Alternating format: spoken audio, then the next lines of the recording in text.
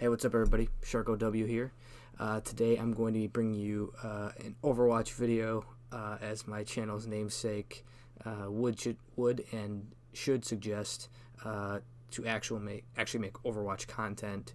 I think with the latest experimental patch that just got dropped today, August 24th, I think there are a lot of changes being suggested and experimented here, and I think it's worth a discussion overall with everything that's being implemented for this experimental card. So let's get into the first change.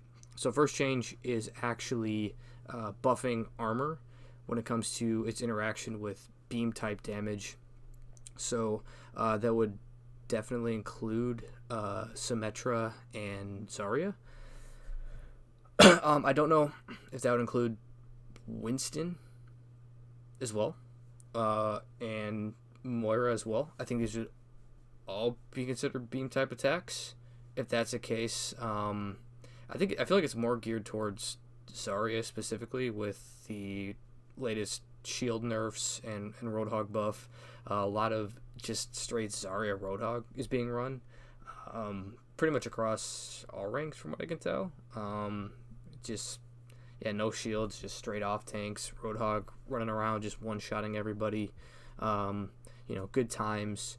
But, I think mostly towards Zarya.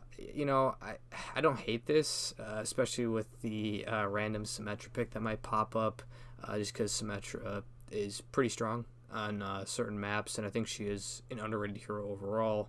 But this so far, it's considerable because it's a 10% increase, but I think it's going to have to be a wait and see kind of thing for me personally to see if this really impacts the game super heavily, because it's affecting one meta hero, but and I guess Moira too, because I believe that's a beam attack that she has for her primary fire. But overall, not really swayed one way or the other with this one. It's a wait and see for me.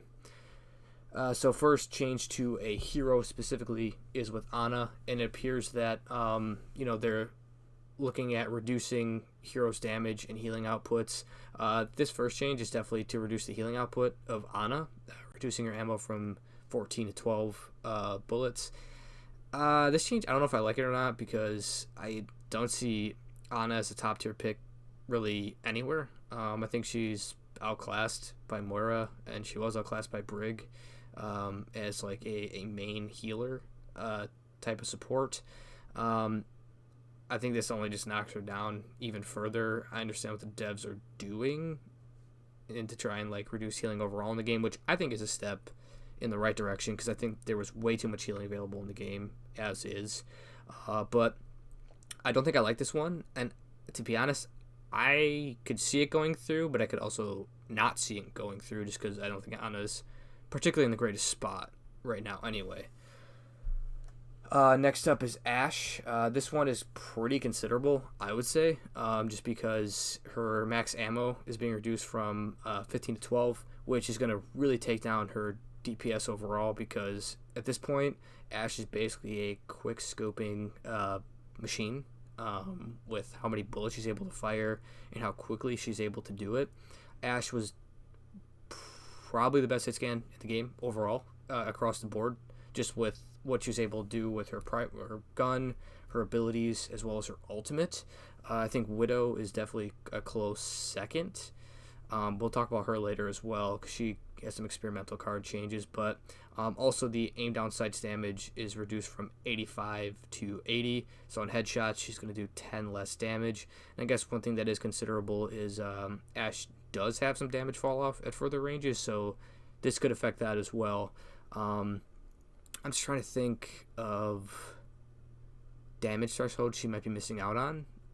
I don't think it's many, just because headshots can go from 170 to 160 at the ideal range with no fall off.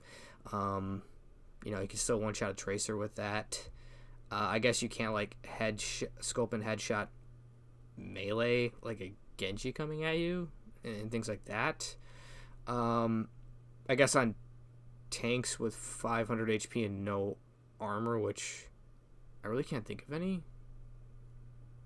Reinhardt, I guess. You can't, like, potentially 3-tap him in the head. But, yeah, I think the max ammo is definitely the bigger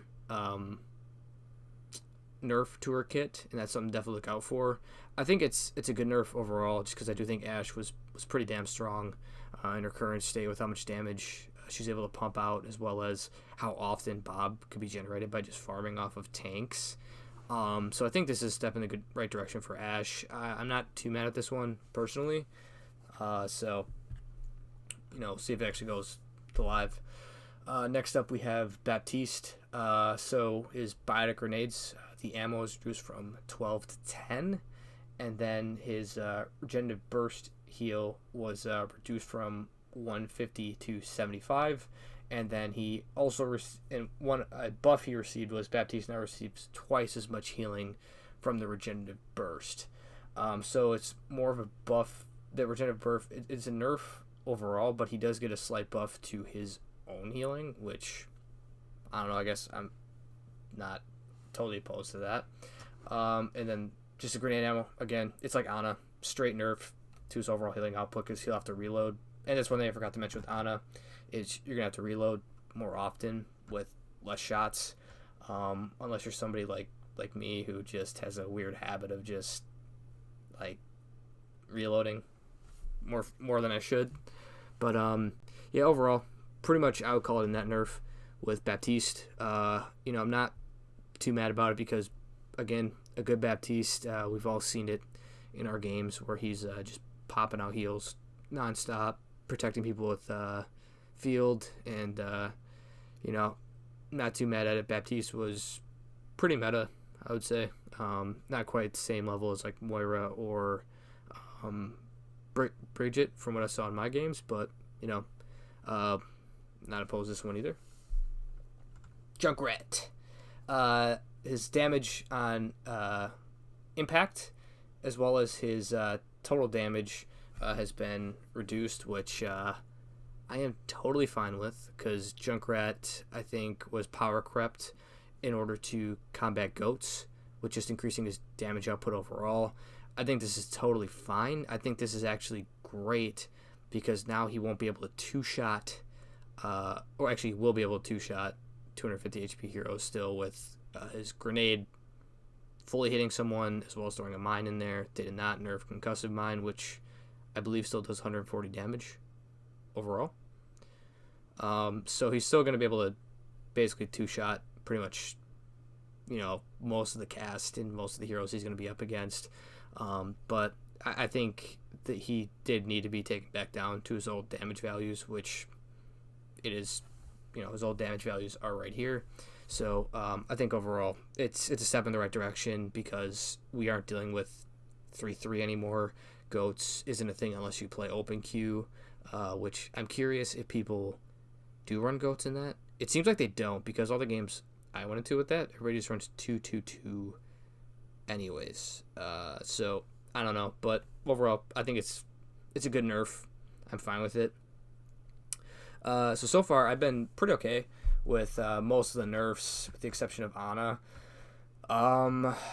This McCree nerf is interesting to me because I don't think McCree was necessarily in like the best spot. I don't think he was in the worst spot. I thought he was just sort of like average. I think he kind of filled a specific niche where like you kind of needed either someone to protect your backline or just you need a hero that dealt good, close to mid-range damage. I think he was great at dealing with flankers, and the one thing with McCree is like he does have a reliable stun, which is something a lot of the legacy DPS didn't have. I mean, most the new DPS pretty much all have some form of CC, but McCree, he's an old hero with that form, and Flashbang's a reliable form of CC overall. He has a good combo just with the Flashbang Fan the Hammer. He is a hero in the same vein as like Genji and Widowmaker, where like if he pumps out damage too well, and even if you adjust him just a little bit, he can be really problematic for the game, just because I gotta think like if you increase even just his, primary fire rate from 70 to 80. He could one-shot headshot a Tracer just from, mid-range, which that would suck for the Tracer player. And he could just actually just do a lot more overall, right? This one's interesting to me just because I believe in Stylos' run-through video, he talked about just sort of the rhythm that most McCree players have with his rate of fire, and that kind of interferes with how you approach McCree and, just your overall, like, aim and reflexes and general feel for him. I think this is definitely where the nerf hits. It's mainly for those McCree mains. It's going to be a point to get used to. It does decrease his damage overall, obviously. I don't know. It's weird. It's kind of out of left field for me because I just didn't view McCree as like super problematic. Maybe the devs just had a feeling that because they're nerfing Widow and Ashe, it would open up McCree to be that potential next option for your hit scan, just because Soldier, he isn't particularly, he's not a burst damage hero. He's a sustained damage hero with the exception of Helix Rocket. So McCree would be that potentially he'd be the next man up for that burst hit scan DPS. So maybe this is more of a preemptive and sort of just a preemptive nerf, just what they thought maybe he would rise up and be really strong or really problematic. So it's a wait and see nerf with me. I'm not a McCree player, so I'll probably feel a difference just because I have played him a little bit here and there. But I wasn't really going to plan on playing him, and this won't really sway me into trying to pick him up or anything. So kind of disagree with this one, but maybe the devs just know more than me. Next, we have one of the I hate Moira. I'm not going to even sugarcoat it. I think she's been a real big problem, especially at the ranks of Diamond and below. I think even when you get to Master GM, famously, Symmetra is the biggest Moira hater, and I think I'm pretty close to being up there with my level of hatred towards her. But I think this might be the best rendition of her rework that I have seen. So the lingering heal is reduced from 4 seconds to 2. The total healing is from 65 down to 35, but her overall healing per second got increased by 5 from 65 to 70. And then her healing resource consumption rate was increased by 27%. I think this is all good. I'm totally fine with this. I think it now makes a Moira player actually have to think about managing that resource rather than just pumping out your entire load on your team, just keeping them alive through everything. You throw a damage orb straight at the enemy team, you hit 3-4 people, you get that resource up again. I think this is a really good step. I think it's a good step in the right direction towards making her a bit more balanced as well as skill expressive. Now we may actually see the difference between a good and bad Moira player, because at the current state of the game, it was pretty hard to tell. It was kind of like the way old Lucio was, where like there were definitely very good Lucio players that were better than others, but sometimes you didn't need to have a freak Lucio to win a game, or even have like a 60+% win rate on him, because like he was a hero, and I think Moira's kind of that same vein, because they just existed and they did all these things, like it made them like OP. And as far as damage goes, her damage angle was reduced by 37%, so it's not practically like auto lock on. As soon as you press the right trigger and somebody's in front of you, it automatically locks on. You're going to actually have to sort of track the person you're trying to fight, which is a good thing, because I think one thing people forget about Moira is she's supposed to be a support, not this insane damage dealer, kill finisher, and duelist, in addition to being such a good healer and such a versatile healer. So I think this is making her to be more of like an actual support, like a healer, not like a jack of all trades kind of hero when it comes to damage dealing and healing. But one thing is also her healing resource regen rate was increased by 50%. This is something where I feel like it might be a bit too much. I think a 1-to-1 ratio might be better. 37, 33, possibly 30. Because I just feel like this is going to kind of offset this. I don't know what her recharge rate is overall at this point. I might be able to find it. It's probably somewhere on like an Overwatch wiki or something. But this is something where I'm like kind of wary on this because I think it's going to still promote a lot of like DPS Moira play when I don't like that. I think we should be focusing on how to make her healing more balanced. But, like I said, overall, I think this is a step in the right direction with Moira. And, I hope most of these changes do go through. I think that would be good and healthy for the game. Best rendition of the Moira rework I've seen so far. Next, we actually have some Erisa changes. So looks like they are they're experimenting with increasing the radius again. It went from, I believe, 7 meters to 4, the pull radius of Halt. They're putting it back up to 5, but they are also reducing the projectile speed by 5. I think it's meters they use as their speed indicator, meters per second. So I think this is fine. I feel like Halt did get really nerfed down. I think it was way too strong before with how it pulled people in. But, I'm fine with them experimenting with that as long as I hope it doesn't creep back up to 7 or even 6 because then we're getting in the territory of like, well, why'd you even nerf it in the first place if you're just going to bring it back up to its old value? That's what I worry about. But, I'm not really complaining about it. Erisa did get nerfed quite heavily. And not just in terms of her hull, but her shield as well as her own personal armor in previous patches. So something to bump her up a little bit, just so she's not a complete just dumpster garbage hero.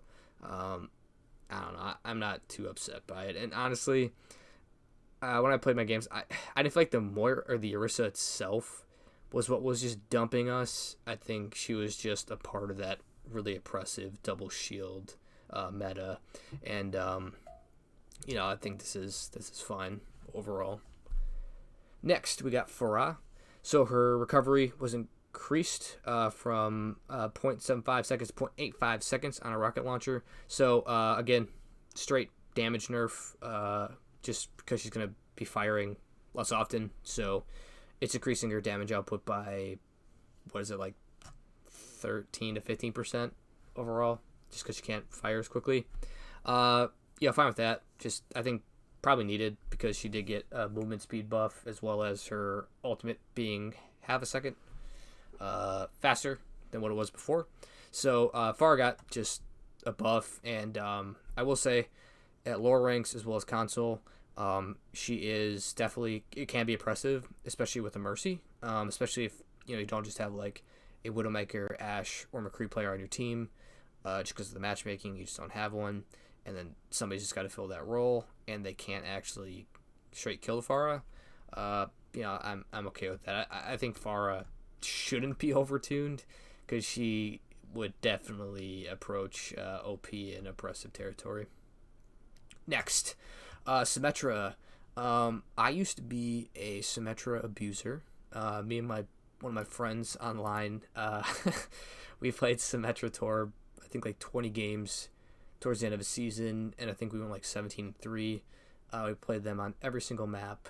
I think Symmetra is a hero that is very underrated, and I think she could be good in a lot of situations and maps that a lot of people just really haven't thought about. But she's definitely not played too much, but her win rate is always among the highest in the game just because there are people that really abuse her kit and her in general, and they just stomp players that just don't know how to deal with it. But her damage orb being 140 at max charge is pretty ridiculous because it doesn't move that slow. And, I mean, you can just spam a choke with them on a lot of maps. You know, I'm thinking, like, all the 2CP, you can easily spam it. I'm thinking maps like, you know, Eichenwald, King's Row, a lot of the hybrids as well. Just spam that thing down the choke, and you're just burning through shields. You can just catch somebody out of position that's not expecting it. It's just a ton of damage, and it just felt somewhat oppressive in those scenarios. Again, this is just another thing to kind of reduce damage, because shields were nerfed across the board. Completely fine in my eyes. I mean, they didn't touch her beam. It was supposed to get a buff last experimental card or last PTR, but it did not go through. Only the teleporter cooldown ended up going through. But I don't see a problem with this, because I think Symmetra is one of those heroes that needs to remain niche. If she ever became meta, I'm just saying it right now, it could be the death of the game. That's like a scary thought in my eyes. I mean, I'm sorry to all the Symmetra mains out there, but that would not be fun if Symmetra became like the ultimate meta pick. It'd be fun for the people that knew how to abuse it and won, but for everybody else, it'd just be painful. So, again, fine with it. Next up, Widowmaker. So Widowmaker got some pretty damn considerable nerfs here, which, if anybody has played against a like Smurf Widowmaker or a Widowmaker that just can't miss and you just cannot contest her, she's one of the most unstoppable DPS heroes in the whole game, because if she's just able to just sit back from, you know, super far away, just, you know, have free shots, not being contested by literally anything, and she has free reign, super impressive. Like, you can't beat her. And I think, like, right now, with there being basically no shields, and with the buffs they've given to her mobility, like with her grappling hook, and I think they also buffed her assault rifle a few patches ago. It makes her a lot better at dueling. So, like, I mean, even like the Genji Widowmaker matchup in the early days of Overwatch, it was like very heavily Genji favored, because he was way more mobile than he is now. He could just get up to her. She wasn't great at close quarter combat. Her scope in, I believe, was slower than it was. Her build up rate to full damage was slower. So you basically had to just hit that first shot, otherwise you're probably dead. Nowadays, Widow can kind of duel a lot of those flankers that come after her. Diva is not meta right now. Another traditional Widowmaker counter. Winston, sort of, but not really. I mean, his jump cooldown doesn't really align with what Widowmaker's grappling hook combo is, so he doesn't contest her very well. But basically with people running Zarya Roadhog, there's no shield tanks. It's just free reign for Widow, basically, unless there's a Widow on the other team that can contest her. But when you have two immobile tanks, and I don't really know what the DPS picks are that have come to prominence necessarily. I think it's Ashe and Widow were pretty prominent, but it can be just impossible to deal with in the current state of the game.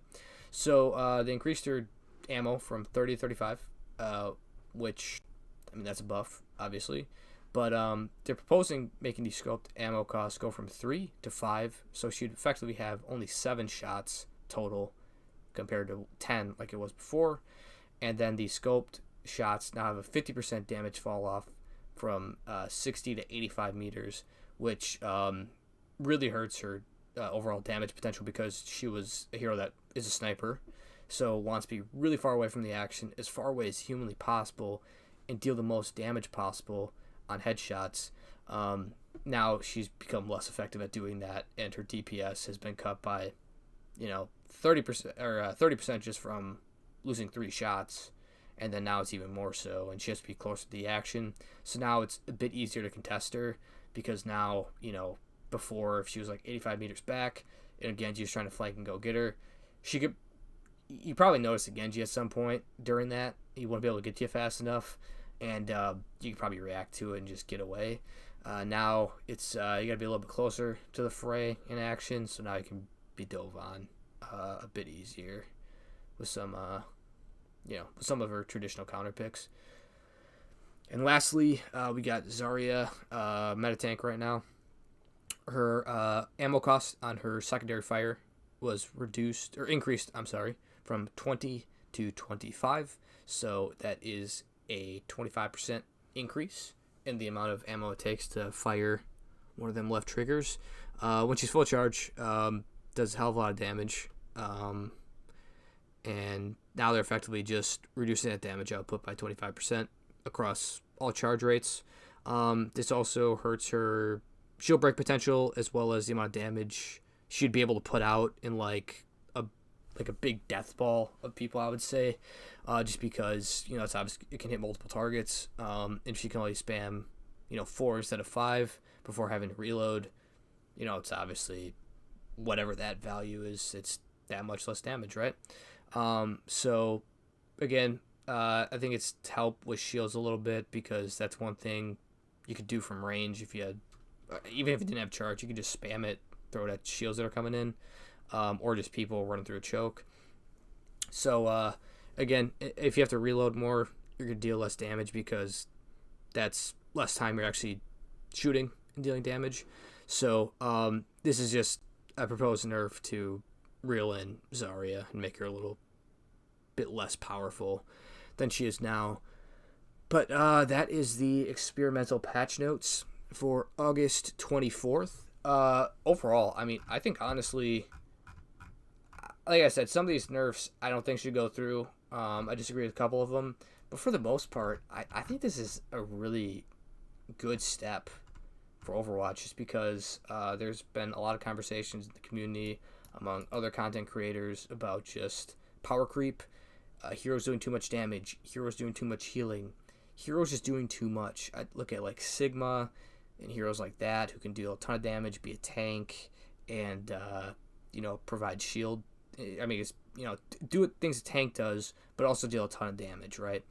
And do what a main tank does at that. I think this is a good step.